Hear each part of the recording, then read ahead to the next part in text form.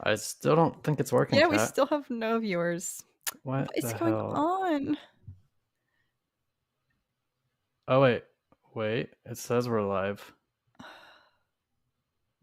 I'm so I confused. I think need we're a sign live. of life. I just need one singular soul to I show up. think Yes, we're there we okay. We're go. live. There we go. Charlie, I knew it was gonna be you, my friend. Oh my god, there's like 3 different streams on YouTube now because of this Oh error. no. Sorry, everybody. Another technical difficulty. We went live before, but it didn't actually count apparently, and now there's 3 different streams, so I need to go clean that up real quick. Oh, sweet But goodness. welcome to another rendition of the Cat and Zach show. We are here to talk Mando before the second episode comes out. We'll talk a little Bad Batch as well, and we've also got some unfortunate news that is not really surprising because kind of how Star Wars has been for the last few years. Of But course it's me, says Charlie. yeah. Okay, I'm just deleting these streams that aren't Yeah, we're in actually a like thing. a multiverse right now of several streams. There's 2 other Cat and Zachs streaming right now. Okay, so that's the only one. There can only be one. But yeah, let's get into it. Kevin Feige's Star Wars movie has been shelved. It joins the Patty Jenkins Star Wars movie, which was also confirmed to be shelved. And this comes from Variety, which is essentially the Very mouthpiece of credible. Lucasfilm. Yeah. And let me tell you, I read this article. There's 1,000 Star Wars puns in it. So I think the Oh author god. probably should have toned it down a little bit. But let's see. When news of Feige's involvement broke in September 2019, it churned up fan speculation since widely debunked that he was in line to replace Kennedy as the leader of Lucasfilm. The movie remained alive as recently as May 2022 when screenwriter Michael Waldron from Doctor Strange and the Multiverse of Madness told Variety that he'd start working on a Star Wars screenplay for Feige. Then 5 months later, Feige hired Waldron to write the script for 2026 Secret Wars, the Endgame-style culmination of Marvel Studios' multiverse saga. Between that project and 19 other titles that Marvel has announced, Feige's responsibilities to the MCU are keeping him far, far away from Star Wars for much of the Oh decade. god. So it's kind of, I believe I predicted this a couple weeks ago. I said that I thought that the state of Marvel would prohibit him from actually working on Star Wars because he had to focus on Marvel. So it's bread and butter. And that seems to be what's happened here. But it's just another case of a Star Wars movie that we were teased with not coming to fruition. So what do you think, Kat? Are you surprised? Are you disappointed? Frankly, I say this with a heavy heart. Like, it doesn't give me joy to admit, but like, I'm never surprised at any point now when a Star Wars project gets shelved or canceled or indefinitely postponed. It kind of just seems like it's the norm for us. Now, granted, Yeah. so many of these things, it's like, were any of these ever even like officially confirmed from the mouth of a Lucasfilm executive? Like, this is 1,000% going to happen? I don't think so, I guess, clearly, because they're not coming to fruition. So I'm the only reason I'm actually really upset by this, like, not that I wouldn't be in general, but it coincides kind of very coincidentally with the latest announcement that we were upset by, which is that Marvel and Star Wars were going to have some sort of financial reckoning and they were Right. dialing back on content and projects. So for that to come out, and both of us were kind of in denial, and we were like, hopefully that's mostly just Marvel. Like, leave Star Wars alone, please. But now here it is, like 3 weeks later, I guess, and these two what were hugely anticipated projects are not happening. So the timing is I feel like too right to just be a coincidence. Yeah. Disney, Ugh. you don't want to cancel any more Star Wars films. But it's true. Like it's a bummer. We come on here pretty much, I don't know, every 3 weeks or so and mention like, oh, when are we gonna get a Star Wars movie? And I think this article says that the next one it's in line to come out in 2025, which is 6 years after the Rise of Skywalker, which Oy. is insane. That's still like 2+ years away. Yeah, Ugh. more like probably closer to 3 because they usually Yeah. tend to come out in December. So it's Yeah. almost 3 years away. Um, it's unfortunate, and I never had much hope. Like I'm right there with you. I never had much hope for this one because Kevin Feige's a very busy man. Overseeing the MCU is not a job that you can just sit back in your rocking chair and smoke a cigar. You need to be actively involved building this, and plus, it's in crisis mode. It's not doing too well right now. It's probably facing the most poor reviews that the MCU's ever faced with just consecutive films. So I understand that he needs to go work on that, but at some point, Lucasfilm just needs to get people who aren't going to, I don't know, it's probably easier said than done, but just get people who aren't going to be super busy, um or get more established creators, because they've also had a penchant for hiring somebody and then that somebody releases a movie that doesn't do too well and then Lucasfilm backs out. So they just need to get somebody more concrete, I suppose. And at least this article confirmed that Taika's film is still in the works, and in fact, he might even star in it. So there's that. Yeah.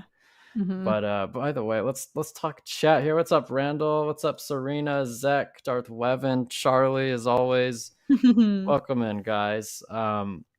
Yeah, Micah says December or May. I wish they do more of the May releases. I like the whole May the 4th be with you I kind of know. Star Wars release. Oh, Charlie Mhm. celebrates 21 months of membership. That's insane, Charlie. That is almost 2 freaking years. That's amazing. That is amazing. Thank you, Charlie. Thanks so much, man. Love Axe Oil. Good old Oh Axe my Oil. goodness. Long Serena, live. hopefully we get some Mandalore. We might. We'll talk about that later. Let's talk some Bad Batch first, and then we can kind of like bookend it with Mandalorian right into the Mandalorian. So we, if I remember correctly, both very much liked the last episode. And you've heard, would you mind telling everybody who's gathered here today what you Yes. heard? This Cat's is got the from scoop. This is from Twitter. Again, as always, y'all know that I don't trust this as a source. However, this is a tweet from Jennifer Corbet. I'm definitely botching her last name. I apologize. Executive producer and head writer of Star Wars, The Bad Batch. And she tweeted one day ago, "You've asked and asked and asked, but be careful what you wish for. Episode 12 of The Bad Batch drops Wednesday. Hashtag The Outpost." I'm assuming that's tonight's title, correct? The Outpost, Yes, I was about to look. guess. Yeah, And she tweeted it in context with a gif from All Quiet on the Western Front, for those who are familiar, which I feel like can't mean good things. So I am scared. My initial, I was like, well, what have I been asking for incessantly this season? More Crosshair. So that's my assumption. Like maybe they know and have heard, like, where is Crosshair? Everybody loves him. Like I'm sure they know.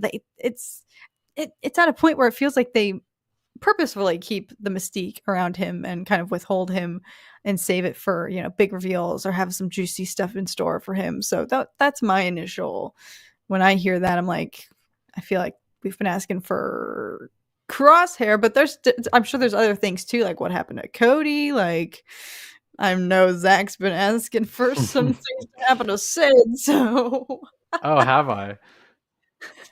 I didn't notice. No, that's exciting because I always have this pessimistic view of the Bad Batch where after a good episode, I'm almost positive that it's going to go back to a filler episode where nothing happens. But unless this writer is really pulling some stuff, it seems like this is going to be another impactful episode. And I think you're probably right. It has to be Crosshair. There's only 1, 2, 3, 4, 5 episodes left, and we've only seen Crosshair one time this season. What? And Yeah. I don't know if you're using an All Quiet on the Western Front gif. It's probably something serious. Crosshair is very serious as an individual, and as well as the kinds of plots that he's appeared in. So I think that's a good guess. Like you said, I've been asking for Sid to die. I don't think that they would do that without having some payoff with the whole hint that she's going to betray the Bad Batch. But a guy can hope. But yeah, The Outpost, episode 12. Seems like the chat has some intel as well from Mandalorian Legion. I bring great news about this episode, which has gotten high Yeah. praise. With from the man himself, D. Bradley Baker, saying this is his favorite episode, or Wow. that's like, okay, so this could actually be really big. Oh my gosh, like I'm almost in disbelief because since that mid-season climactic, double episode arc on Coruscant, things have just been progressively like awesome. Like I feel like the show never dialed back or pumped the brakes or reverted back to like a filler episode, as much as I don't like that word, but like I've enjoyed every single episode since then, and some of them have even exceeded the level that the Coruscant arc episodes were on. Like, I don't know what your thoughts are on that, Zach, but I mostly agree. I didn't like, I think it was, what episode was it? I didn't like Retrieval, episode 10, but I've liked the other two after the Coruscant arcs. I thought they were very strong. Serena hasn't been keeping up with the Bad Batch because she got obsessed with Orange is the New Black, so I'll mute it for a minute. Okay. I admittedly never watched that show, and it's like a cultural icon. I kind of need. I'm bad. I'm very bad. I need to get on that.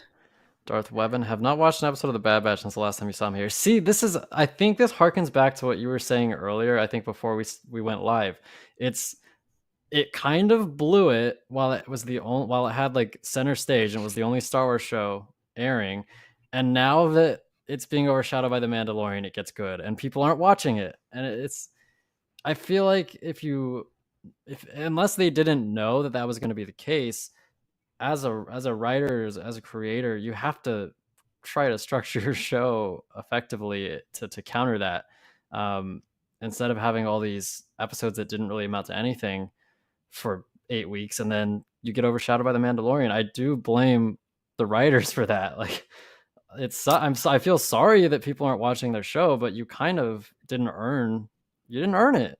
Yeah, in their defense, I don't know who's in charge of the release schedules. Who is the higher power that, plans the calendar of the docket? For lack of a better word, I just keep using that term ever since we started using Opus, right? But you can just say something's trademarked and it's trademarked, right? That's how people seem to use it these days. But I feel like it's no fault of the writers. Whoever did the scheduling, like, they shouldn't. I do agree. Like, I think you should be cognizant of, oh, hey, we're going to be competing with the literal, not only biggest show on Disney Plus, but also just globally. Like, this show put Star Wars on the market. Like, Mandalorian is one of the top shows on IMDb, I'm pretty sure, currently, for like the slate of 2023. So yeah, there should be a level of recognition of like, oh, we're gonna be overlapping with this. Great. But they shouldn't. I feel like that's unfair. They shouldn't have. Whoever scheduled that, why would they put the writers in that position? I feel like the poor writers shouldn't have had to compete with that, because what is the logic? And I'm curious to hear your opinion on this, Zach, because I don't think logistically or financially in this way, but like, what is the logic or benefit of releasing these two shows on top of each other when we have the full summer to go? We're not getting Ahsoka till the fall. Why could we not have spaced things out a little bit and postponed either Bad Batch or The Mandalorian? I don't care so much that Mando is now going to be ending just in time for Jedi Survivor to come out. But even if they were overlapping, like, a video game isn't the same as two shows overlapped on top of each other, which I feel like this hasn't happened to this degree in Star Wars Disney Plus shows. Like, yes, Tales of the Jedi released in the middle of Andor, but that was kind of just like you binge it all. The fact that they released it all in 1 week, you just got it out of your system, and then you could just go on watching Andor. It wasn't like double episode releases. It wasn't the same day either, right? It was different days. Right. Yeah. Like, what do you make of that? Why would they do that? Like, I always try to assume there's a reason. Okay. I don't know. And it's an excellent question. And I would ask if we had somebody of authority on here, that would be one of the first questions I'd ask, because it doesn't make any sense to me. The only thing I can think of is they looked at the data and they were like, oh, what is it, Tuesday nights or Wednesday mornings, 12 a.m. is the optimal time slot to release The Mandalorian. And that's all well and good, but wouldn't you at least move the Bad Batch to a different time or a different day? Um, Personally, as a Star Wars fan, I'd prefer that because then we get 2 Star Wars days. Like, Right? you know, that's sign me up for that. So I'm right there with you, Kat. I have no effing idea why they would do it. It's Do you baffling. think the only thing that is crossing my mind, do you think it's to ride the wave of Pedro Pascal? This is his effing year right now. Like the first quarter of 2023, he is dominating it, and The Last of Us has been hugely successful. The buildup for that show was wild, and obviously, Pedro's not only the leading role, but you at least like you get to see his face too. Like it's the best of both worlds. Like, do you think they are piggybacking on that and being like, oh, our lead actor, our protagonist in Mandalorian has this other big project, like there's going to be buzz. There's going to be buzz around him. He's going to be trending. Let's capitalize on this and release our show where he is also the lead character, and ride that wave. Like, do you think they even focus on inter-network streaming platform like schedules? Like, I think it doesn't hurt. I don't know if they planned it, but I think you're right. I would kind of hearken it to how on the West Coast at least you always have, oftentimes you have In-N-Out and Chick-fil-A like pretty close to each other because they feed off of each other's business. Like if the line's too long to one, and this is such an American thing to say. Like, I'm oh my comparing it to god. fast food, but if the line's too big for In-N-Out, you can go to Chick-fil-A. Or if the line's too long for Chick-fil-A, you can go to In-N-Out. I mean, they're both going to be long, but one of them's got to be shorter, and they kind of just feed off of each other. I feel like that's kind of happening with The Last of Us and Mandalorian. People fall in love with Pedro Pascal in The Last of Us. If they haven't seen The Mandalorian, maybe they will now, and vice versa. I'm sure there are tons of like 50-year-old moms who never played The Last of Us, not even interested in the video game, but they saw Pedro Pascal and they love him, so they'll watch The Last of Us. It is, I think, a good strategy. I don't think it has anything to do with again, like why not just move the Bad Batch to Thursdays or something? I don't know. Right. It seems so easy. I don't know why they did it. I was positive they were going to do it. I was waiting for an announcement for them to say, oh, we've moved it to Thursday nights, or Yeah. maybe release it when kids can watch it live. I don't know. Change the release window. Just more Star Wars for everybody at different times of the week. Yeah, that would be freaking sweet, wouldn't it? But we can't even get episodes at a regular time of the day. I know it's regular for some people, but for those of us over here, it's abnormal. But yeah, like I like the way you explain that. That's a good analogy. Like it makes sense. I think so, because I was like, is there benefit to that? Like, do they even care? Like, do they even pay attention? They must. Like, streaming platforms must keep tabs on each other's release schedules because the creative decision to release The House of the Dragon and The Rings of Power right on top of each other, I'm sure that was, granted they also both coincide. I know networks try to release things, if they think it has award season potential. Like I know there's like a certain calendar, I believe, in which, if you drop a show, it has more hype going into award season and the nominations and whatnot. So like I know there's some logistics behind the calendar and when they like to drop series and whatnot. So I'm sure that they pay attention to each other, but I still don't feel like that's a good enough reason that they would have had this much overlap. It's almost like so egregious. Not egregious, that's like a big word, but we've never had this significant of an overlap before in Star Wars. I feel like maybe it's been like a 1 or 2 week thing with other shows maybe transitioning into each other, if at all. But to have the entirety of the second half of the Bad Batch now being overlapped with Mandalorian, it's like it's so wide of a stretch, it almost feels like a mistake. Is that too bold to say? Like, I'm not accusing them of making a mistake, But it's so just like, why couldn't you move it? Because now we have the whole dang summer. Oh my gosh, look at all these emojis. We have the whole summer Dragons and now. tortoises. Yeah, I mean, I that is gonna be pretty rough. I don't even know what I'm gonna be watching because football season is over. No Star Wars for a while. Ugh, it'll be Ooh, a the true summer. wasteland. It's gonna be Um, bland. I guess that's when it's baseball season. uh, Wow, that was uh, enthusiastic. baseball's fine. I just, especially regular season, just there's 100 and something games. Like, who Right. cares? Eli, the leaks come up at the top result on Reddit. If you type in Mando season 3 Oh leaks, I don't god. want to know anything. Please don't. No leaks, I'm chat. surprised I haven't seen anything on Twitter. Unless like there's some higher power that's like immediately taking them down as they're getting posted. But usually if there's a spoiler, it's like freaking rampant on Twitter. So I'm surprised Right. I've not even seen other creators like talking about it. People who like don't mind leaks and actually like research and look into them. Like I haven't even seen them mentioning it. So I'm glad that Crazy we've people. I genuinely never like. It's fine if you want to spoil the show for yourself, but I do not work that way. I like keeping a show unspoiled is sacred to me. right. Oh my god, don't even get me started on the Rise of Skywalker. I can't. That's the one exception for me because I didn't care.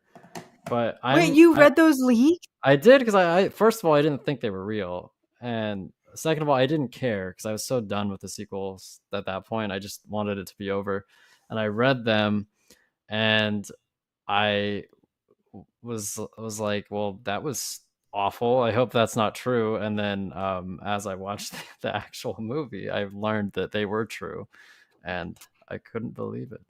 Oh.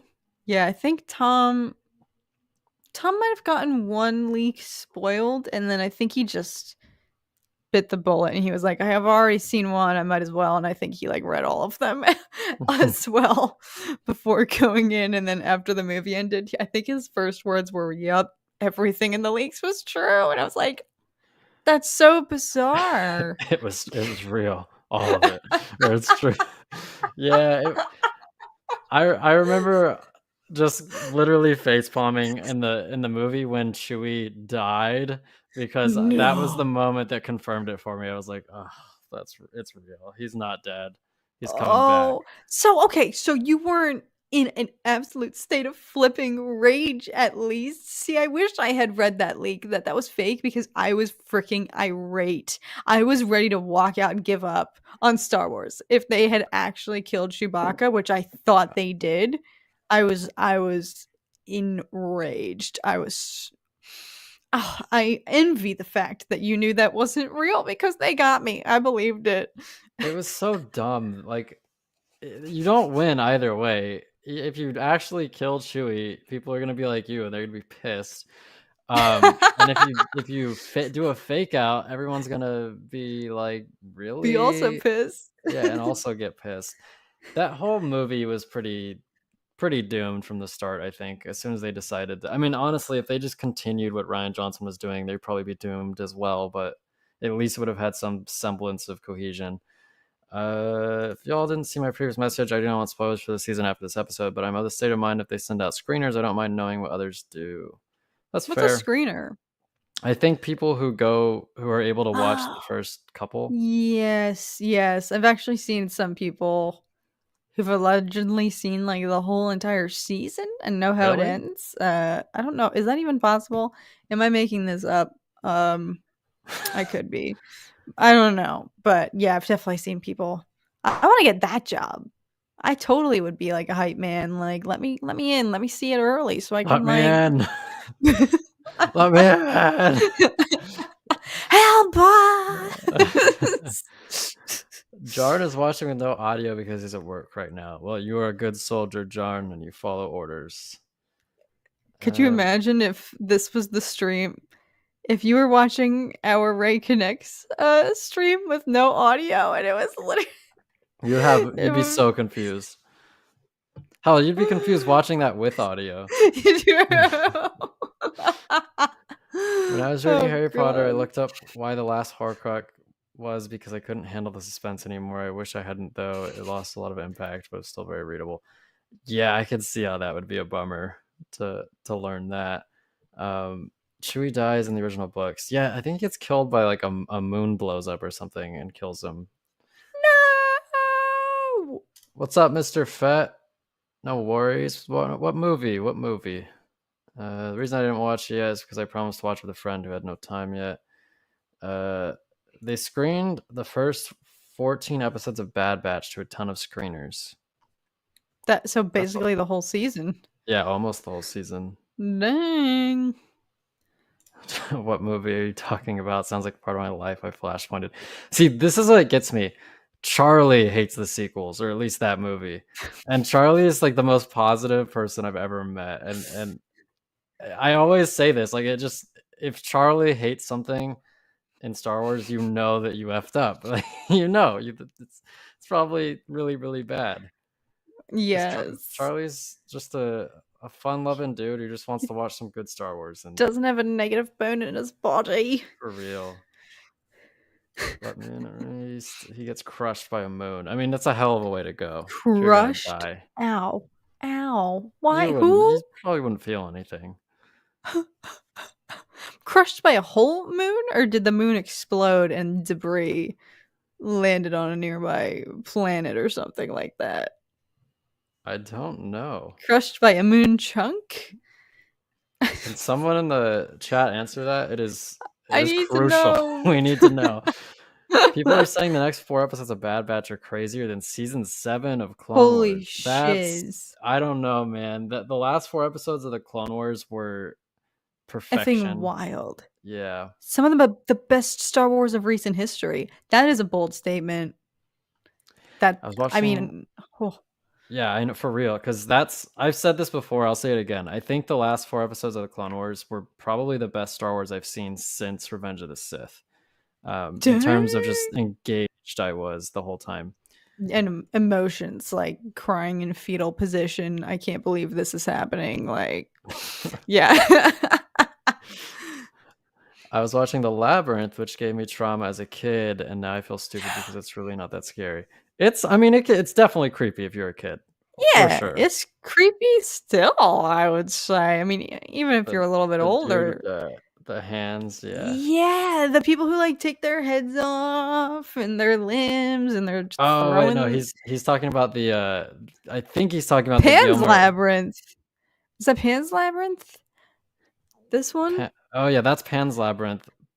Are you watching David Bowie Labyrinth or Pan's Labyrinth? Yeah, David Bowie David Bowie Labyrinth or Pan's Labyrinth. Because Pan's Labyrinth, that's also scary, right? Either one of those would be, I think, a little creepy for kids. They fit the description. There's a rad comic set where C-3PO goes around and is recording stories and making an epilogue of his life from people and from Chewie's past. That sounds pretty neat. Yeah, I'm going to be on Reddit. I am on Reddit. I just try to stay away from the Star Wars stuff because you never know who's going to post a leak or whatever. I was going to say, I feel like we're safer not on Reddit. Yeah. That's where all the spoilers are for this second Mando episode, right? Oh, the 80s one with David Bowie. You're right, Kat. That's one of my favorite movies, honestly. It's amazing. I love Labyrinth. All right, now not to get too far from what's on the actual docket, but I feel like there's this cluster of films like Labyrinth, Dark Crystal, Neverending Story. Are you a Neverending Story fan? Okay, I want to say this, and if anybody gets offended, I'm sorry. I watched Labyrinth like last year, and I loved it so much. I was like, well, I've always heard amazing things about Neverending Story. I should watch that because I've heard it's like The Princess Bride, The Dark Crystal. It's like all kind of 80s, 90s fantasy. And people are comparing it to Princess Bride? Oh gosh. Okay, continue. It's kind of like the aesthetic, I think. I watched it and I thought it was fucking terrible. I thought it was so bad. Like I thought it was so disappointing. And Labyrinth is a million times better than The Neverending Story. Dang! What didn't you like about it? Other than the fact that they freaking traumatized nothing I watch. I'm convinced that nothing I ever watch in cinema, film, TV, any form of visual media will ever be more traumatic than watching our tax drown. So other than the fact that they literally other than the fact that that is a core memory scarred across my existence from childhood, other than that, what was disappointing? Well, I've heard that if you didn't watch it when you were a kid, you're not gonna like it. Like, it is not a movie for Mm, adults because I don't know, just like the plot doesn't really grip me. The main character isn't even doing anything for the most of the movie. He's just reading true. a book. Our tax is sad, but it was like in the first 15 minutes of the movie. It's not like you grew to care that much about the horse. Um, Okay, it's not like it someone was, I don't know. It's not like it was the has thick dogs at the end of skin. it's not like it was the dogs at the end of Where the Red Fern Grows or anything. Like, that traumatized the hell out of me when I was a kid. But I just thought it was like, I don't know. I honestly, I don't remember a lot about it. It kind of I watched it and I washed my hands of it. I remember very little. I just wasn't engaged, and I thought Labyrinth was so much better. Like, I would watch Labyrinth every day of my life if I could. Labyrinth is amazing, and you can't compete with David Bowie. I'll give you that. Oh, he's amazing. Yeah, He was literal, amazing in that movie, and in literal. and his music too. Oh my god, that's true. The Labyrinth soundtrack holds up forever. Yeah, Yes. all of the songs, like, they're all so good. Even the Yeah. songs that don't have any lyrics. Sometimes I just Right? listen to it. Have you guys been to the Jim Henson building? It looks like the Labyrinth on the outside. Where Oh, is where this? is it? Yeah, We I would live in love to go. LA. Is this in LA? Artax Zach and I Diner. both feverishly go and Google. Wait, the Jim Henson Company? Jim But is this Henson building. I drive past this all the Oh, it time. is in LA. Can you go there? Is this the one with the big Kermit the Frog on the outside? Am I looking at the right thing? Doesn't look like you can go inside. I see people just taking pictures outside. No. Well, break in, cat. That makes sense. It's like over near Hollywood. It's outside Hollywood. Charlie says, "Hey guys, I'll be back after. It's my time zone. It's crazy. They released it earlier last time." All How right, the Charlie. heck? How the heck is Charlie getting these episodes? It's like 30 minutes to go still. He's paying them a sizable sum of money. My dad and I at Thanksgiving brought up, even if they rebooted Neverending Story, nobody would know it was a reboot because most people haven't seen it. It's definitely like a niche movie. Like I was low key even scared to ask if you'd seen that because I feel like nobody has ever seen that movie. It's very niche. I like the song, the opening Never song. ending story. That's like the Yeah. best part of the movie. I saw that and I was like, okay, okay, and then the rest of the movie was just downhill for me. Yeah. No, wait, I need to confirm. Did you see Willow as well? I really like Or Willow. Yeah, I've yes, seen okay. Willow. I Okay. stopped watching the show after like 3 episodes though. That's right. I haven't even actually watched the show. I might watch that. I'm considering I was like maybe I should finally watch this now that it's complete and I was like maybe I should save this for when it's like a drought or a slow period or a hiatus between like Star Wars shows to binge cuz I loved the movie as well. So I don't know. Unless I heard so many mixed reviews, so I'm like maybe I got to just figure it out. It wasn't great. There were some good parts to it, but like Willow was good. But the new cast, I just don't like how they talk. So like they talk like they're us, and Mm. but it's all fantastical and medieval, and they're talking like 19, 20 something year olds, and it just doesn't fit. It feels off. Have you seen Neverending Story 2 and 3? If not, don't do it. I thought the first one was enough for me, so I have no plans to watch 2 or 3. I frankly didn't even know there was a third one. No, I've not seen those. Is it the same cast? I Now think I'm I just looked it up, and no, it's not for the most part. Oh. The Neverending Yeah. Story song was also awesome in Stranger Things when Dustin sings it. Yes, it was. Can't wait for Disney-fied Mando. Warwick Davis is amazing. He was the best part of the show, and his daughter in the show. Legend. Legend. Didn't they also bring back the actress who oh my god, I know her name. I'm gonna totally forget it. She played Sweet Goodness, The the sorceress, female. or the sorceress's daughter. Yeah, what the heck is her name? I think that actress's name is like Susan something. I could be I'm wrong. I know I am. But Eliza? No, that was the baby. Eliza something. Elora Elora Danan. Diamond. Yeah, Mad Mortigan was always my favorite. I love Mad Mortigan. Yes, my fave. Oh, the goat. Haven't seen the show. I'm only going off the movie. The movie is super underrated. I on my old YouTube channel, I made like a video about the most underrated movies of all time, and I included Willow because I thought it was super underrated. Nice. Yo, you should make another movie, another video like that. That'd be cool. Yeah, it was fun. It's always fun showing people movies that they've never heard of. Right. I hated that in Willow they played pop music during the credits. Yeah, that was really that was a choice. They did? That was a choice. They played like pop music in the show at Give the an end. example. Like Taylor Swift? No, like I don't know, it was pop music. I don't really know what else to call it. It's just That's kind of intriguing. It didn't. A lot of people were put off by it, including me, because it just doesn't. It's like I don't know, like fantasy. You can't really mess around with fantasy much in terms of blending things with it, because then it starts to feel weird. Like, and they messed around with a lot, and I don't know why they did it. I know what you mean. I feel like I'm interested in. I feel like it's becoming a trend more and more, like integrating mainstream music or like oldies or classics or rock or stuff into like themes or like period pieces or shows where it wouldn't normally like appear. Like I don't know if anybody watched 1899 on Netflix, but it's supposed to take place in like the 1800s, and they're literally playing like Jefferson Airplane songs, and I just think that's cool. But that's different than like pop music. If they're playing like One Direction in Willow, but now that's intriguing. I kind of want to watch now just to see what that's like. Yeah, watch it. We could talk about it. I should. I'm not a hater. I love Star Wars, but they very much Disney-fied Mando from the tone where it once was in previous seasons 1 and 2 with the tone that's all. See, I don't agree with this because I think that Mando's always been more.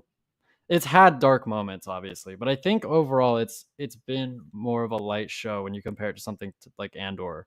It's been, like we said last week, we'd never see those pirates show up in Andor.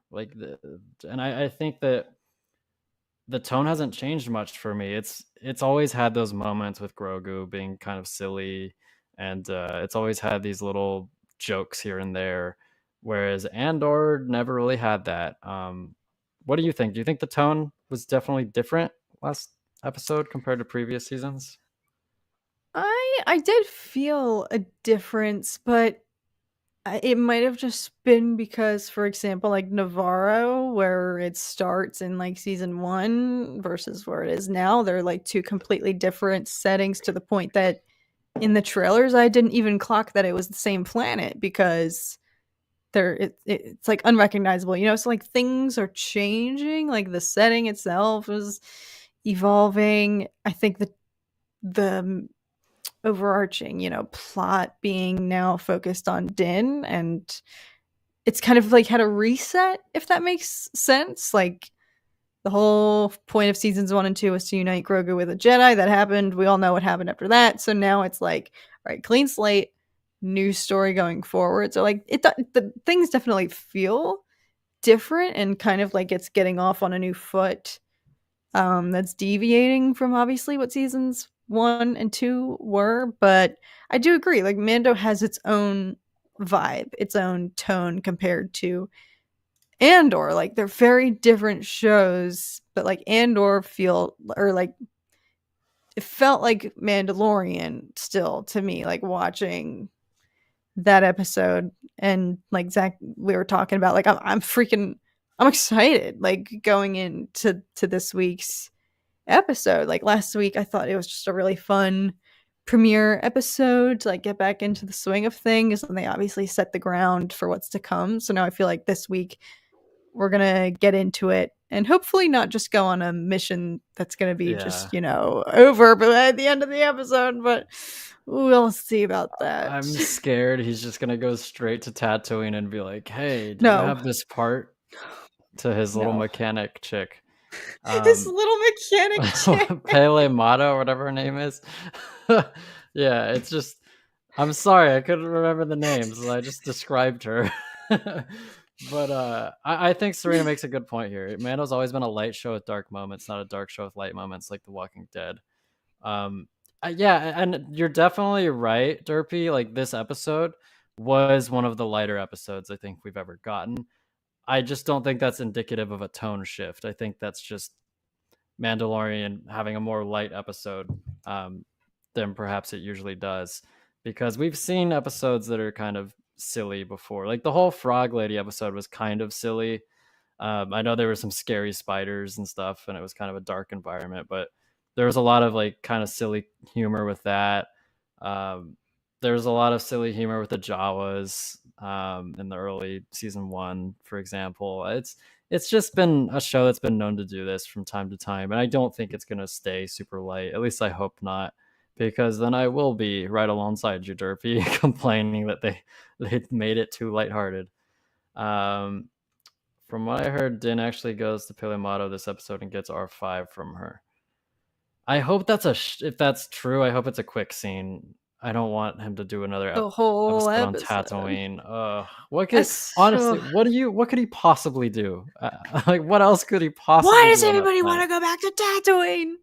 We need to just edit a clip from Finn saying that and just overlay it with Tatooine instead of Jakku, and play it every time we freaking mention Tatooine, because that's how I feel. And literally, as soon as he said to the Aunt Zelens, like, "What if I get you the part?" I was like, "Sweet Lord, we're going to Tatooine. We're going to Tatooine." Keep getting away with it. Oh my god! I mean, what's the other logical thing? He needs to get that part, and where's he gonna freaking get it? We know the Jawas probably have it. The Jawas. I also just don't. I'm not a big fan of the bringing IG-11 back. I don't understand why it has to be done. They didn't really justify it enough for me. So it just feels like it's going to be a fetch quest for an unessential character. Only thing that could be, not the only thing that could be cool, but it would be interesting if he happens to run into Boba and Fennec Shand, while he's there. Yeah. Like, what else? Only other thing I can think of is he goes to Pele's to get the parts, and then I hope it is, if we're right, and he does go to Tatooine, like, I hope it is maybe just a little bit of a segment, and then it's kind of like episode 1, which jumped around. I don't know, I'm not saying I want every episode to jump around as much as episode 1 did. It felt like we covered like so much ground, but I don't want to be on Tatooine the whole time. Mr. Fett doesn't mind Tatooine, to be honest. Now time for everyone to hate me. Well, it's gonna hate you. I don't hate you for it. I'm just personally I want to go to other places. Like, Tatooine, it's always going to have a special place in our hearts because it's like probably the first planet you think of when you think of Star Wars. But my God, have we been there too much, especially with the Disney Plus shows. Book of Boba was almost exclusively, I think, almost exclusively on Tatooine. Obi-Wan Kenobi, Tatooine was a major presence. At least Andor didn't freaking go there. So. Oh my God. But like, we're so conditioned, I was like scared. I was like, it's not out of the question. The entirety of Andor, I was like, we got 12 episodes. That's a long time to go to Tatooine. Could show up in any of them. The episode is called The Mines of Mandalore. Okay, that's good. That's good. That's great. I feel so much better, Micah. Oh, frick. Thank you for telling me that. Oh my God, I'm so excited. I'm so excited. The Mines of Moria. Maybe Tatooine is like the stuffed animal from Star Kids musical Black Friday. It corrupts your mind and controls you, makes people love it. we see Gimli in this episode. No, but I wanted to ask you, Kat, have you heard of the video game that's coming out where you're basically you play as a dwarf and it's like Minecraft, but you play as a dwarf. It's Lord of the Rings, and you go into the mines of Moria and you try to reclaim it, and you can play with your friends and stuff.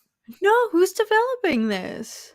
I don't know. My friend was telling me about it the other day, and I think a while ago I saw something about it, and it sounds cool. No way. Only Lord of the Rings game I know of. Am I wrong? There's a Smeagol game coming out? Am I There stupid? is. I don't I know. could It's be called so Return wrong. to Moria. Lord of the Rings: Return to Moria. Oh It's a man. multiplayer survival game. Takes place in the Fourth Age. Dang. Yeah, I'm There excited. is also a Gollum game coming out. Okay, let's go. All right, so we have Gollum, and you said it was Mines of Moria or Return to the Mines of Return. Moria. Return to Moria. Here we go. Ooh, okay. Yo, I'll take it. Unreal Engine, all right. Dang, I'm down for Lord of the Rings games. What are your thoughts? I know it's literally not on our docket, but there's been The those movies. late announcements, yeah, from Warner Bros. Saying that allegedly Yeah. a whole pipeline of films to come and they want Peter Jackson to be involved. What do you make of that? Yeah, I wanted to talk to you about this last week, but we never had time. I'm so whenever I think about it's like I'm excited, but also um the Lord of the Rings trilogy, I it's probably my favorite trilogy of all time. I know it's probably a sin to say on a Star Wars podcast. I mean, I love Star I Wars. agree with you, so you're I fine. I You I have love backup. this. Okay, I love the Star Wars universe. You guys know this. Like I love the Star Wars universe more than any other universe in fiction. But the Lord of the Rings trilogy was flawless from top to bottom, from all aspects. I think it's as someone who has a film degree and as someone who's a massive Lord of the Rings fan, I think there's some of the most perfect movies ever He made. has the diploma to back it up, folks. Yes, Okay, so try I'm him. Try him. educated. Here's my monocle and top hat. Um, so it's gonna be impossible to top those. But if they can comfortably scale The Hobbit above the Hobbit trilogy, like if they make 8 out of 10, 9 out of 10 movies, I'm okay with that as long as they're faithful-ish to the source material. And I think they can tell some really cool stories. And if Peter Jackson is involved and they don't rush him and have production hell like they did on The Hobbit, I'm open to seeing these movies. What about you? That's a good point. Yeah, I mean, my initial reaction was this is good news. This can only mean good things, hopefully, especially like there's I would have had a completely different reaction if Peter Jackson himself said I'm against this. They didn't even invite me to Yeah. come back. I am not going to be a part of this. And then it's like, sweet Lord, we have a whole new thing coming. So the fact that he is on board along with the other, initial original writers from the trilogy, like that's a very good sign. Couldn't ask for a better start. But you made a point. I forget when it was. I think we were talking about Rings of Power and how it was just kind of doomed from the start. And you made a really good point that I never kind of made the connection, but you said, the original trilogy is just so perfect. Like inevitably Lord of the Rings fans will critique anything that isn't to that standard because we just happen to be blessed with literally the best trilogy there is, and those films will stand the test of time and hold up forever till we're like 100 years old. So it's almost I'm excited, but you made such a good point. It's like, are we past our peak for Lord of the Rings? And obviously, like, you would assume, I think there was a point in time where we all assumed that like movies were only going to get better with improved and increased technology and CGI and all of the amazing things that you can do with film and TV now. But I think The Hobbit proves that that's not always a good thing. And I think like the practical, just the look and the effects and the work that they poured into the original trilogy, like those Orcai look a lot scarier than CGI Orcai, you know? It's like, Yeah. I'm curious to see what direction they will take it, because I think we've learned that, you know, technology doesn't always mean a better product. But I do think that like Rings of Power struck a really amazing balance. I don't think there's a single frame of that show that I'm just like, this does not look like the $1 billion budget that it was. And they did use like real life actors for the orcs. I don't think their look was as horrific and scary as they appear in like the original trilogy. Like I'll never not be afraid of the orcs in those movies. But like I was glad like this is a step in the right direction. We're like, say we're using real actors, real people, and like deviating away from CGI when you can actually use, you know, real performers. So it felt more in tune with the original trilogy, plus using the benefits of technology that we have today. So like that, those would be my only reluctant, you know, my hesitations going forward with it. Yeah, and I just think that whenever anybody, it doesn't matter what genre you're doing, but I guess more specifically fantasy. If you're making a fantasy trilogy, whether you're writing a book, if you're doing movies, or if you're doing a TV series, watch the hell out of the Lord of the Rings trilogy. It is I just can't, like, honestly, Kat, we could have a 3-hour stream just talking about how good these movies are. I mean, I can't say enough good things about the Lord of the Rings, both as a fan and as I like someone who has a film degree. Like, just technically, they're brilliant. The acting, I'm sure, as you can corroborate, is brilliant across the board. Like, just incredible performances. The music is legendary. Every single track is iconic. It's the world just feels so real, and it feels lived in. It's not too shiny and everything. Like, that's another thing that I didn't like about the Willow show. Everything's too clean. All the uniforms are clean and pristine. And the episode's up, so I'll wrap this up. But Lord of the Rings, incredible. We'll talk more about this, I'm sure, on Thursday. Yeah, let's. But Real quick, let's do the emoji rank. So everybody, get your emojis ready. Sebastian's ready just in time for emoji rain. I'm gonna queue up Tarkin. Let me know when you see it. I see it. Okay, I don't know if they see it because it's always a little delayed. Let me bring it up on my phone. Okay, they see it. All right. I'm far when ready. All right, chat. You heard the man. That Do will it. never not make me laugh. Do it. Yes. This is probably the best we've ever timed it. Let's go. We are so juvenile. Emoji rain, Darth Weapon. We do this every time.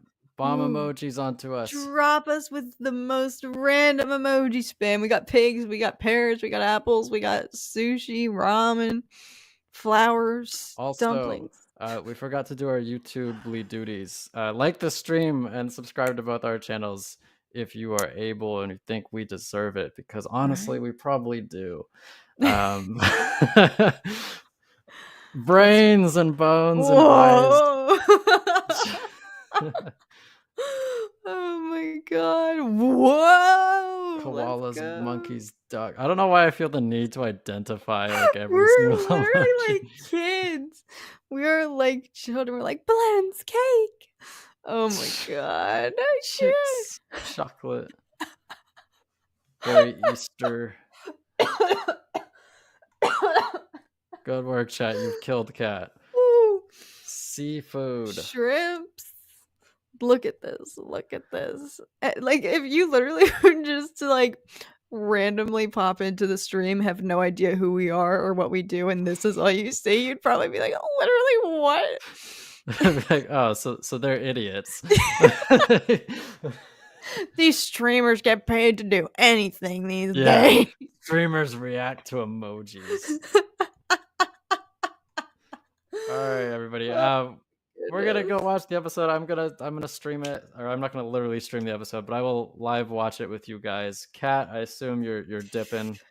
Yeah, I'm probably gonna peace out, go react, and then immediately get cracking on the editing. So I'll see you all I'll Yeah, see you sounds like we're gonna have a Thursday. lot to chat about then. Yes, can't wait. Hell All right, yeah. All enjoy, right. everybody. I'll You catch you too. You all. too.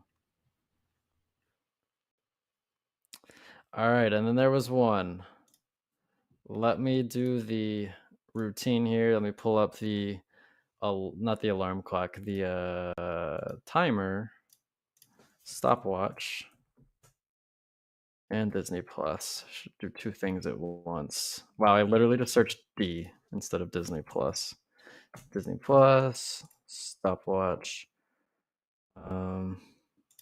Okay, so we're gonna put that up there.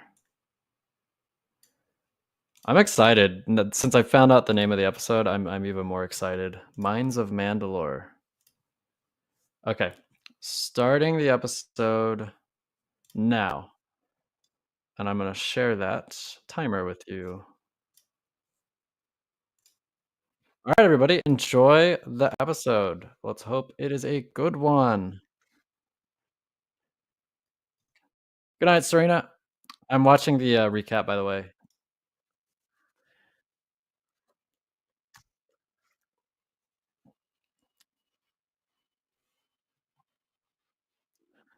The Mythosaur. I hope we see a Mythosaur at some point.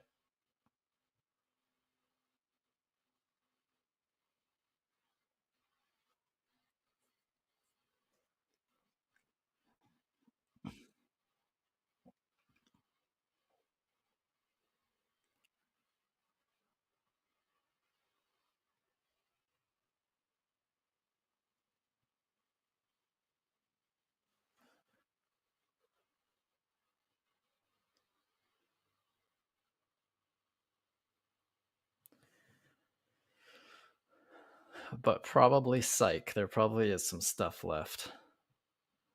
Mr. Fett's excited. Micah is as well. Count me in. I'm also excited.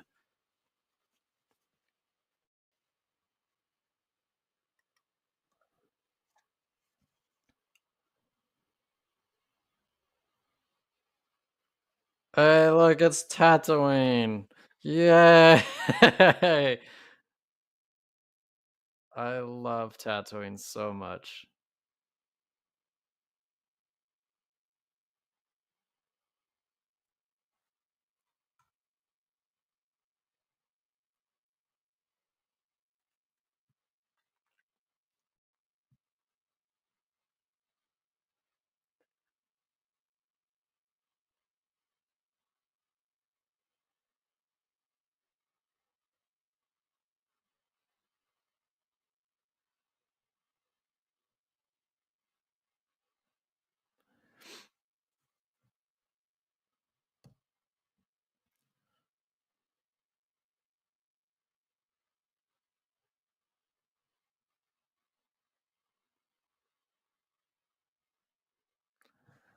Good old Rodian.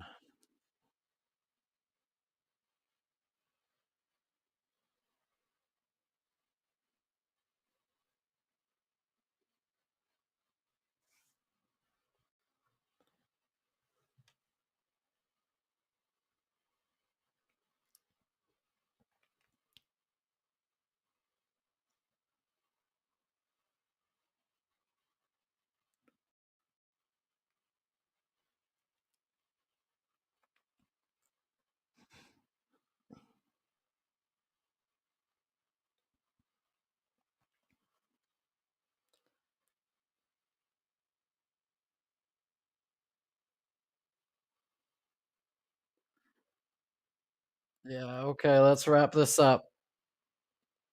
I want to see Mandalore.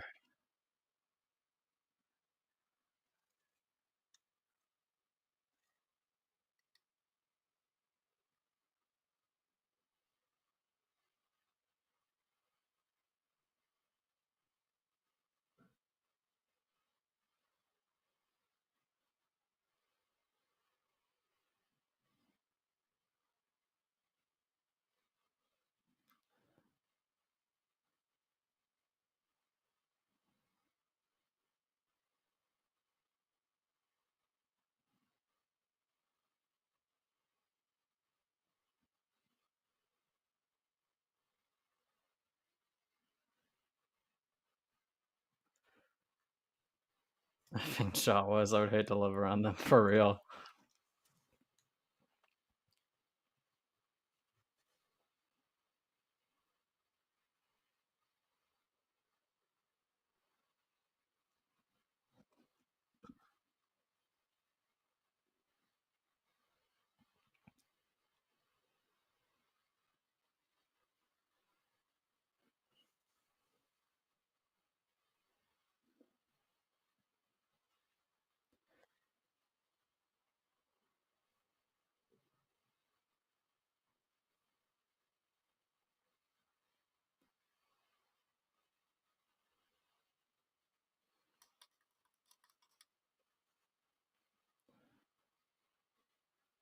I suppose that makes sense. Why didn't they lead with that?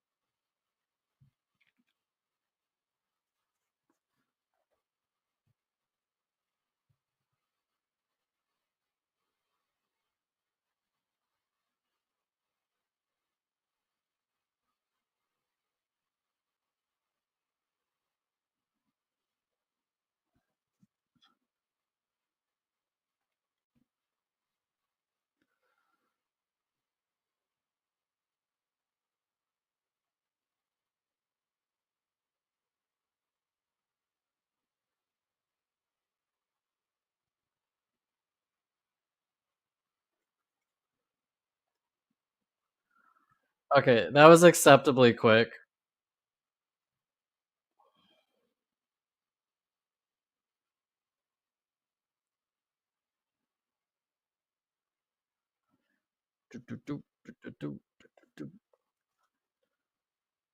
The Mines of Mandalore.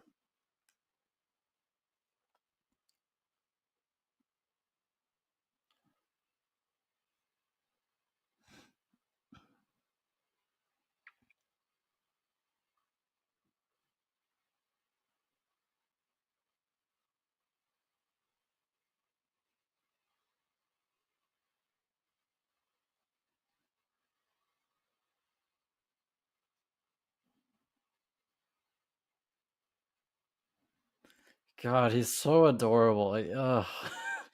It's gotta be the cutest creature in anything ever. Concordia.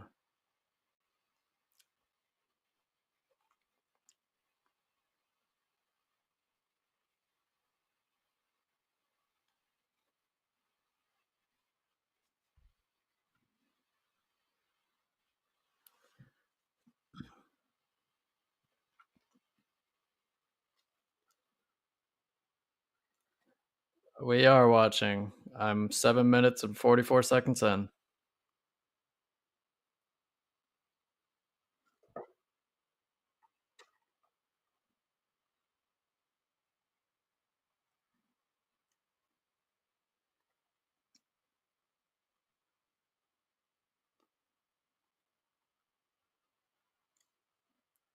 I like that too.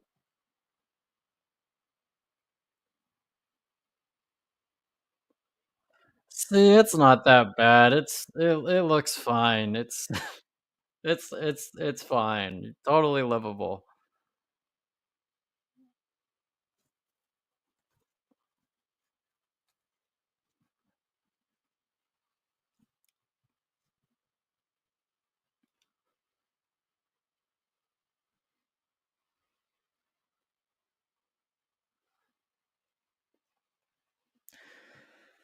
Oh yeah, that's not a Chekhov's gun. I don't know what is. They're gonna get stuck probably.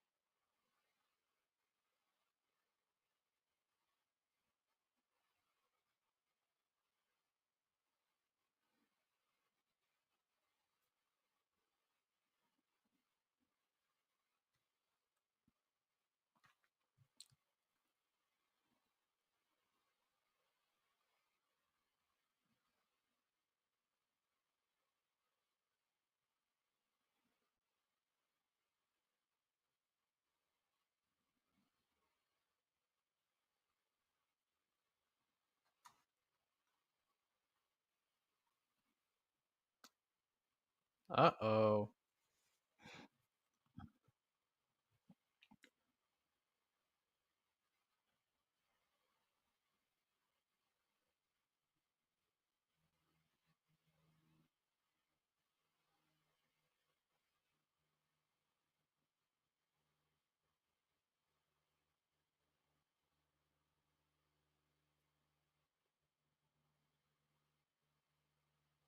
I wonder how that works.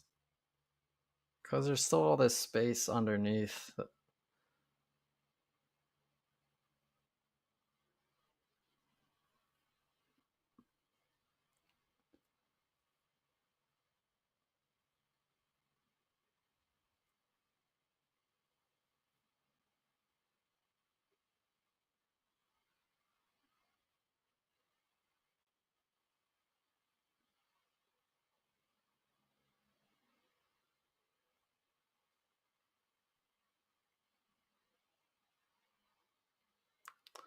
There's some kind of beast in this cave.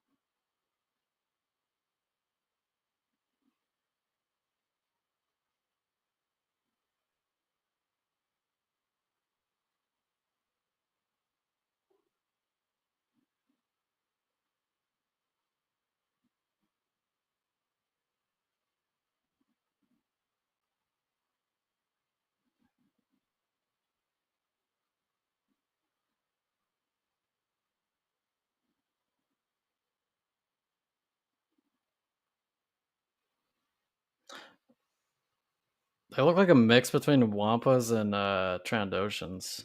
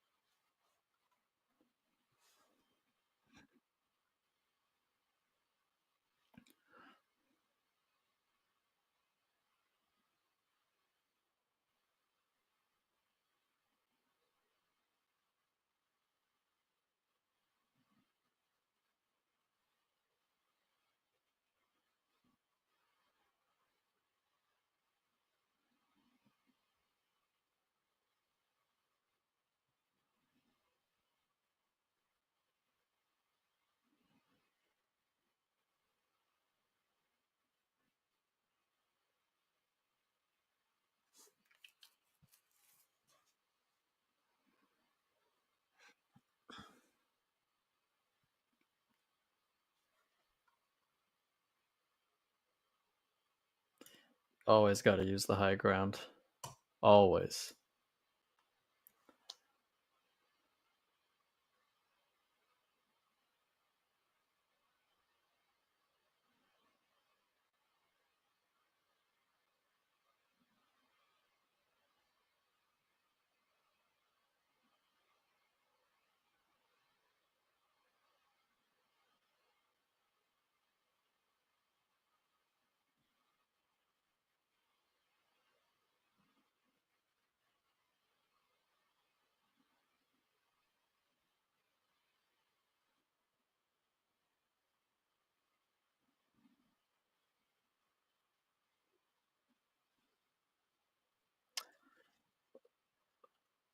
Damn, it's crazy. This is like we've seen this in the Clone Wars.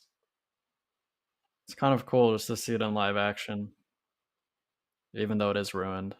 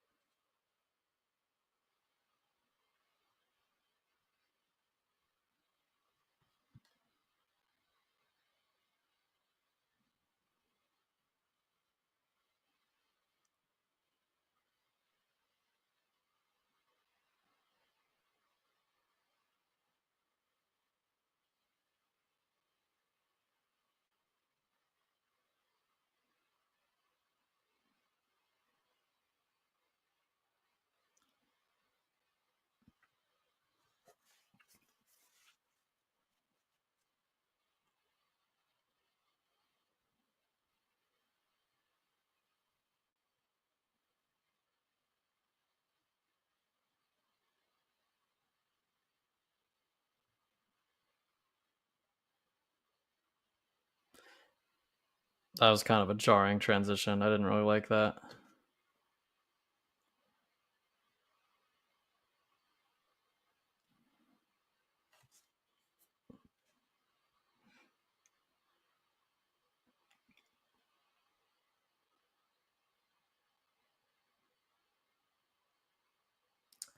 How would they know if he actually bathes in the mines? Like, couldn't he just go back and be all, hey, I did it, took a bath on Mandalore? How's he gonna prove that he did it? Does he have to take a video of himself bathing? Does he have to bring a vial of water back with him? Full Game of Thrones style bathing scene with Pedro Pascal. I'm sure very many people would like that.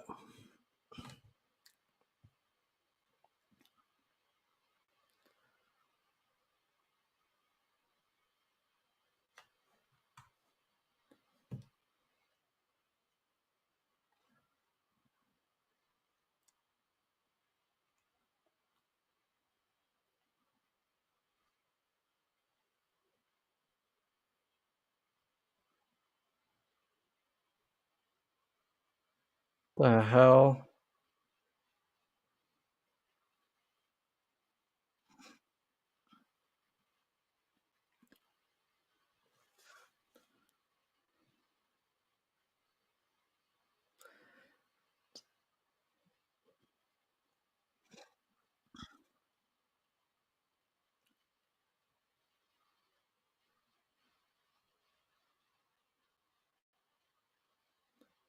Get the dark saber out, buddy.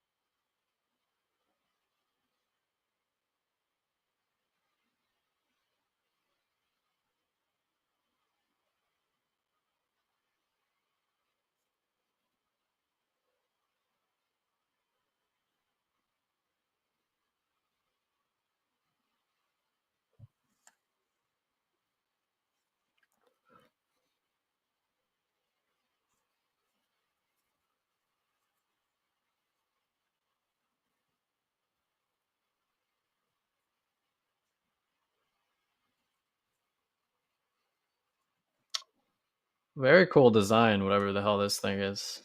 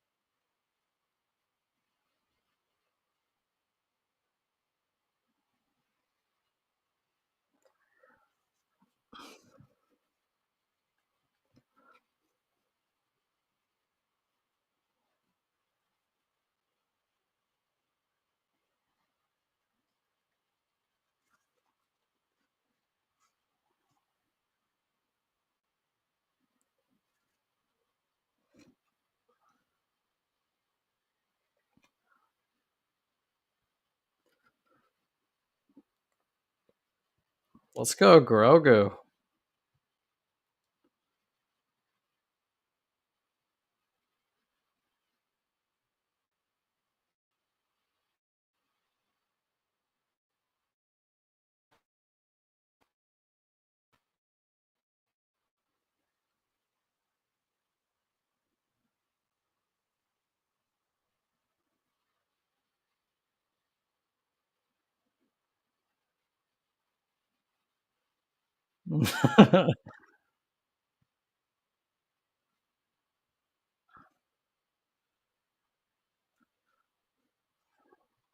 Look at him go.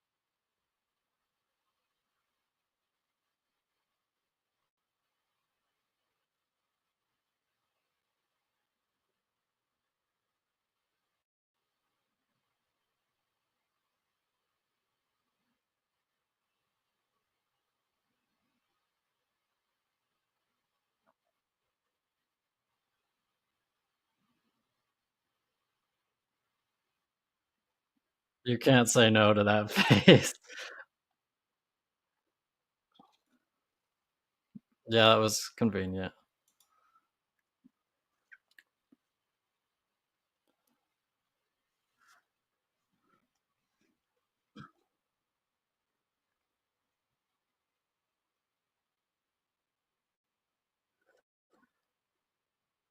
Dude, I love Bo-Katan, man.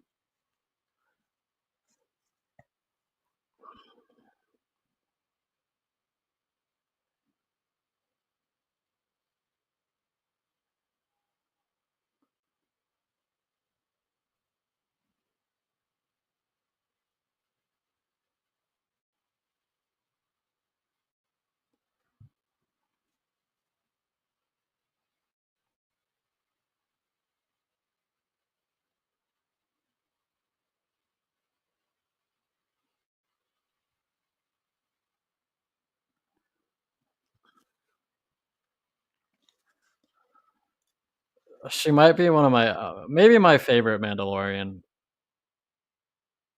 I just love her character, and I also think her armor is freaking badass.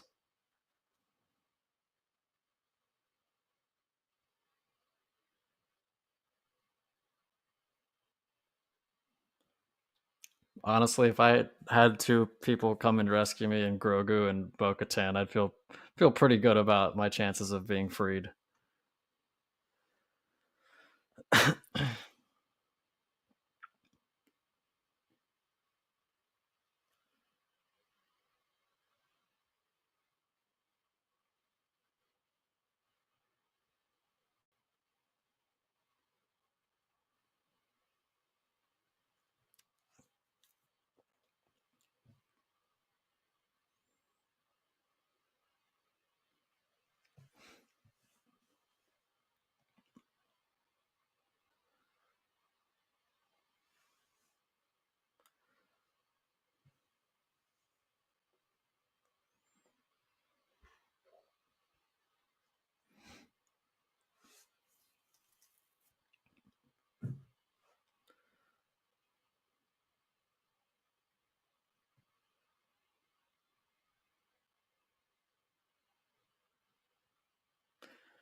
I honestly wouldn't mind at all if Bo-Katan just tagged along with them for the rest of the season. I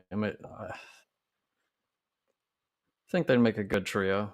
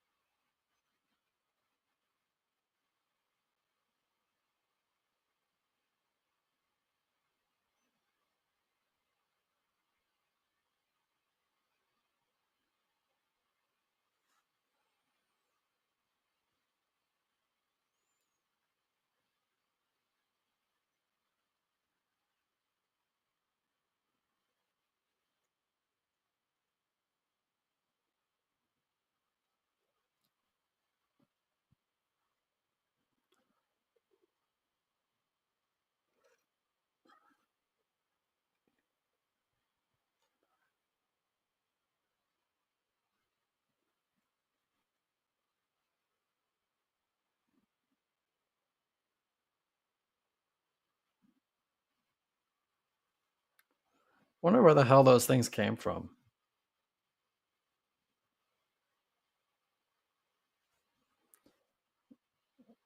I mean,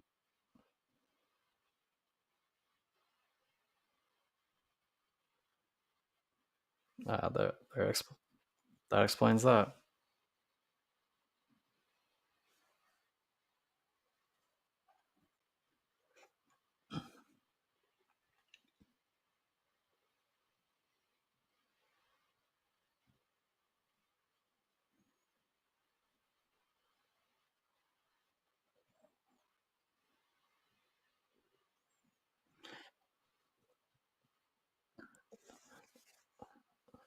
This is obviously Dooku. Dooku's head is in there. Maul can come back from being cut in half. Dooku can come back from being decapitated.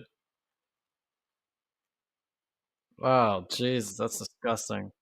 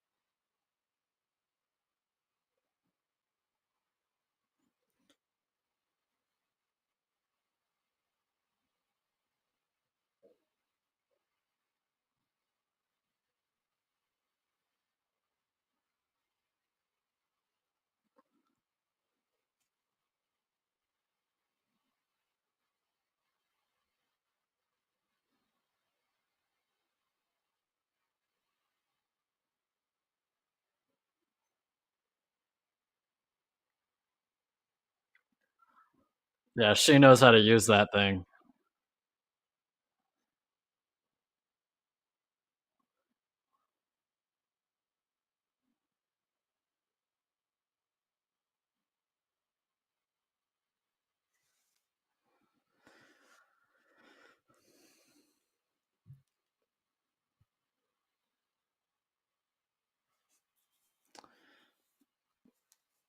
Yeah, I don't think that thing used a clean needle.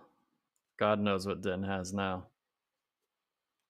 Don't share needles, kids.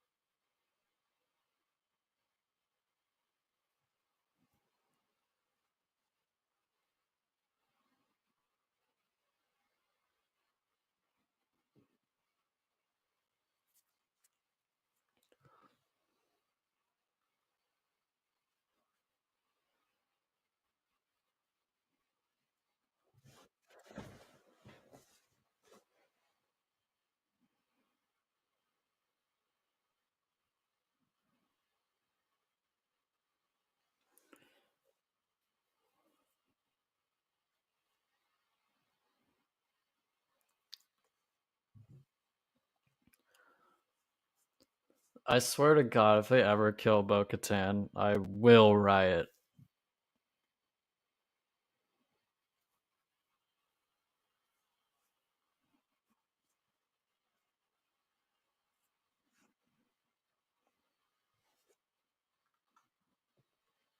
All right, Micah, we riot. We will riot.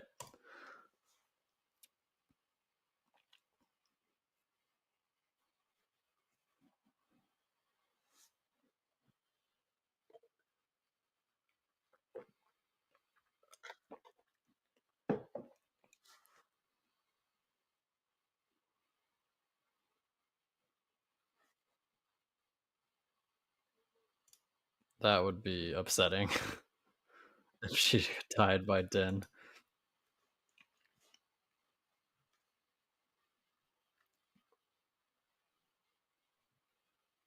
It's like Moria.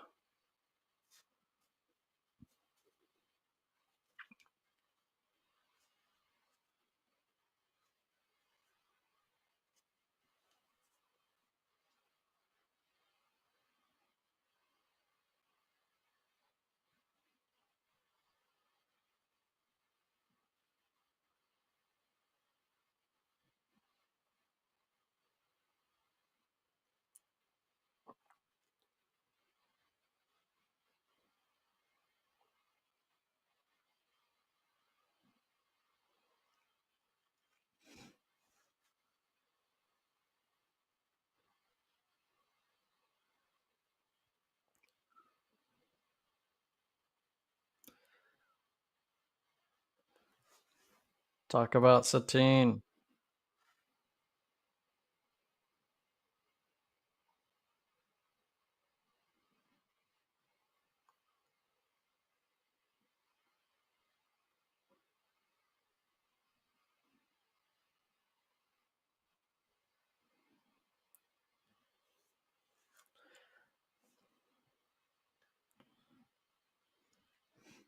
They're gonna talk about Satine at some point, right? You can't not mention Satine.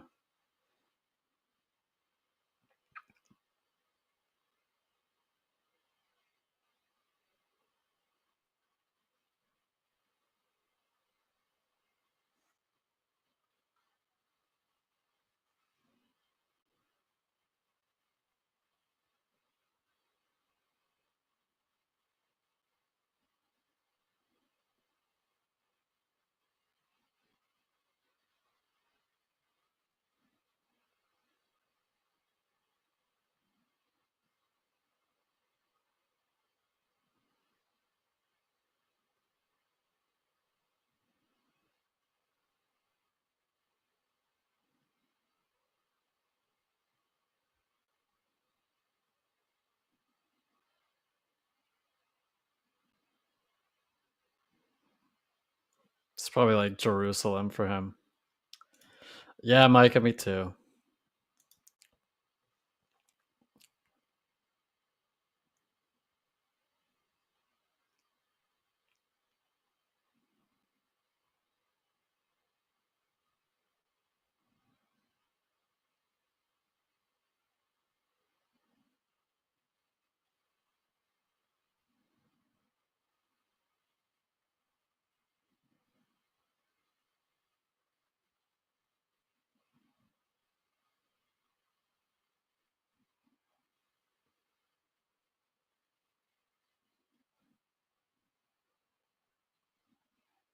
This guy can't catch a break.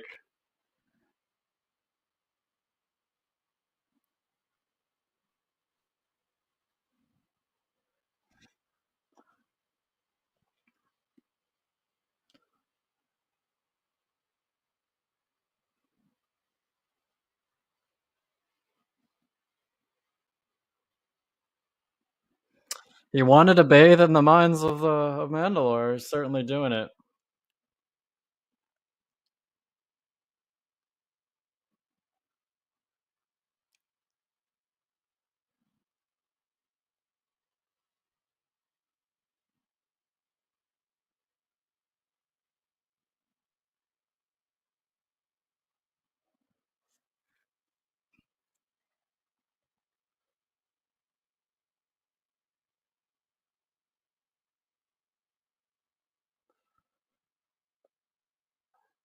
Mythosaur.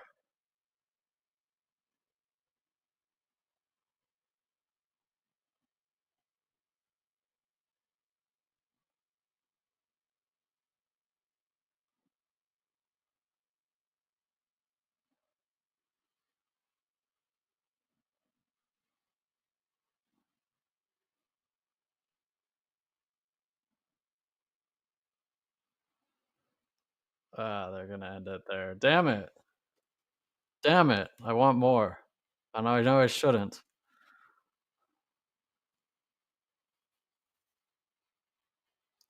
Dun, dun. Okay. Yeah, that's the episode.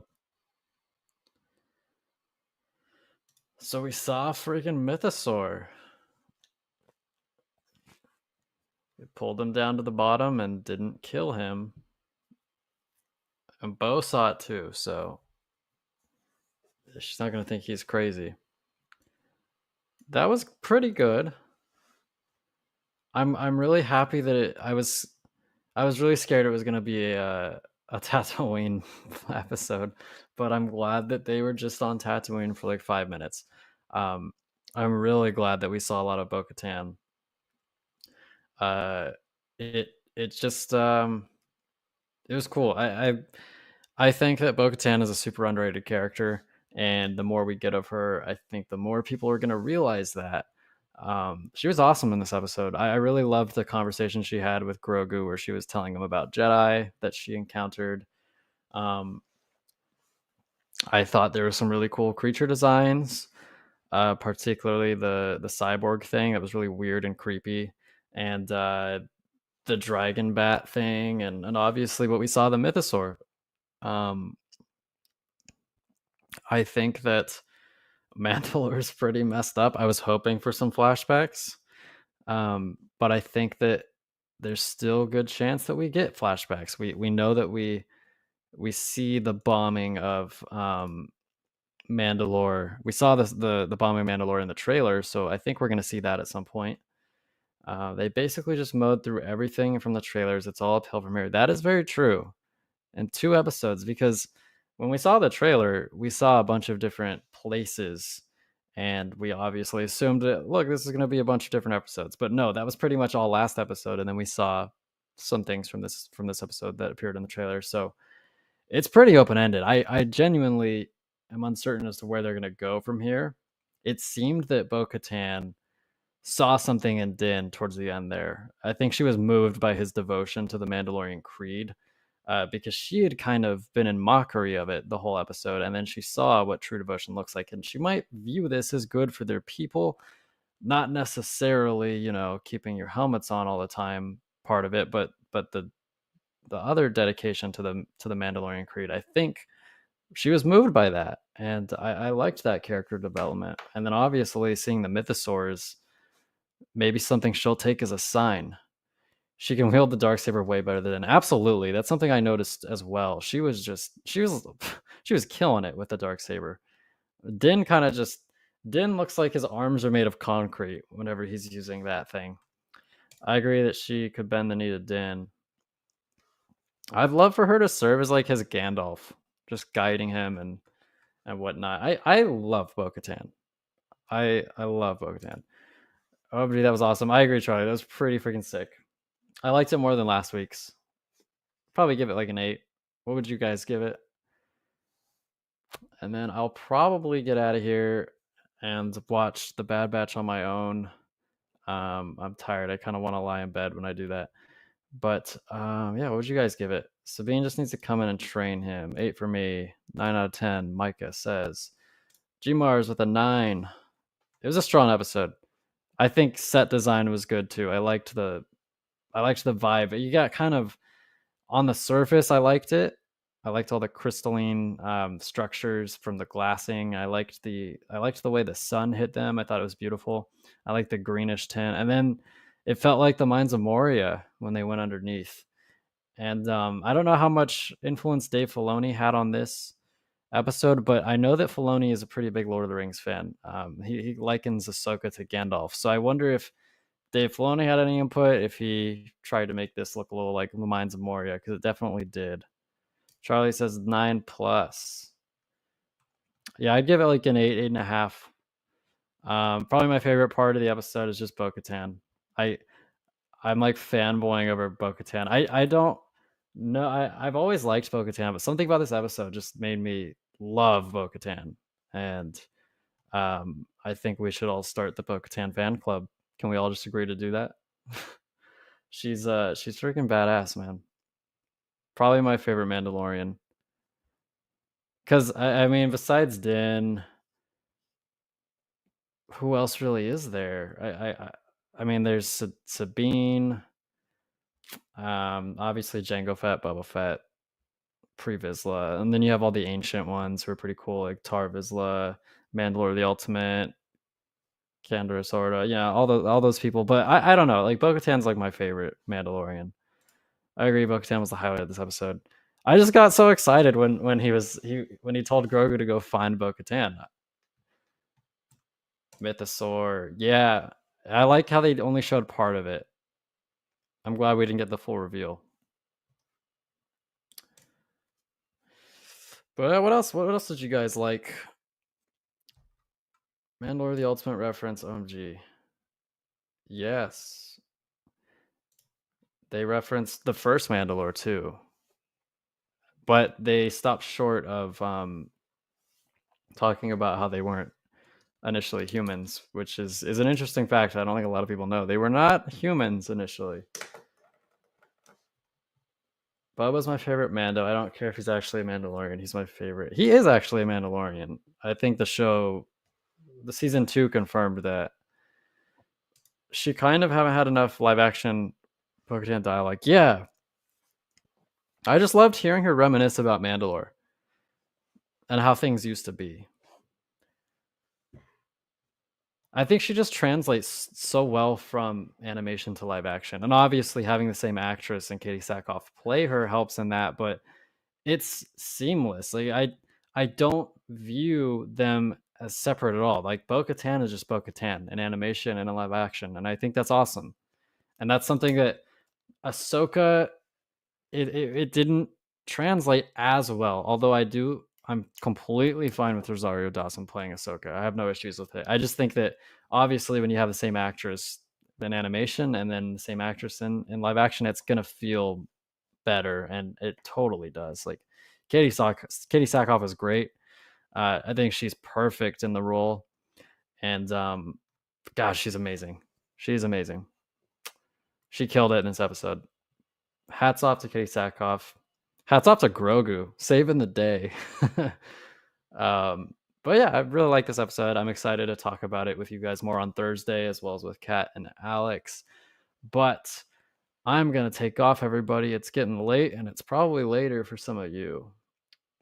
Well, she's Din's best way of getting firsthand information about Mandalore. He even said he was raised on the moon and wasn't raised with true culture. That is true. Was that a mythosaur? Yes, it was. Obi-Wan Fangirl, not TV show. I'm glad. That's hilarious that you have that in there. Not TV show, just to be clear. That was a mythosaur, which is pretty sick. And I'm choosing to interpret that as it chose Din because it dragged him to the bottom and then didn't kill him. Good night. This is the way. Yeah, this is the way, everybody. Remember to like the stream. It really helps a lot. And I will see you on Thursday. We will be streaming at 8 p.m. Pacific time, and we will talk some more Mandalorian and probably the Bad Batch. See you, everybody.